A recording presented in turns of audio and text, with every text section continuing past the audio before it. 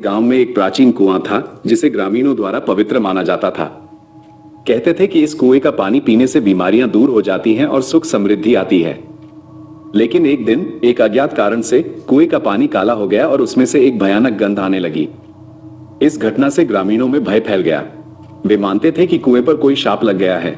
कुछ लोगों ने कहा कि यह किसी पुराने अपराध का परिणाम है, जबकि अन्य ने इसे अलौकिक शक्तियों का काम बताया।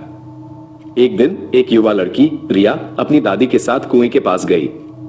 उसकी दादी ने उसे बताया कि इस कुएं का पानी एक बार कितना स्वादिष्ट और पवित्र होता था। रिया ने अपनी दादी की बातें सुनी और उसे कुएं के बारे में और जानने की इच्छा हुई। रिया ने कुएं के पास जाकर पानी में झांका। उसे अंधेरे में कुछ तैरता हुआ दिखाई दिया। वो डर गई और पीछे हट गई। उसकी दादी ने उसे समझाया कि यह कोई भूत प्रेत नहीं है, बल्कि कुएं के अंदर एक प्राचीन वस्तु है। रिया और उसकी दादी ने उस वस्तु को निकालने का फैसला किया। वे कुएं में उतरी और उस वस्तु तक पहुंचने की कोशिश की, लेकिन वस्तु बहुत गहराई में थी और उनके पास पर्याप्त सांस नहीं थी। अचानक उन्हें एक आवाज सुनाई दी। यह एक पुराने आदमी की आवाज थी जो उन्हें मदद करने के लिए तैयार था। वो उन्हें एक विशेष मंत्र सिखाया जिससे वे सांस रोकने की क्षमता प्राप्त कर सकते थे। रिया और उसकी दादी ने मंत्र का जाप किया और फिर से कुएं में उतरी। इस बार वे वस्तु तक पहुंचने में सफल हो गए। जब उन्होंने वस्तु को बाहर निकाला तो उन्हें पता चला कि यह एक पुराना सोने का कड़ा था।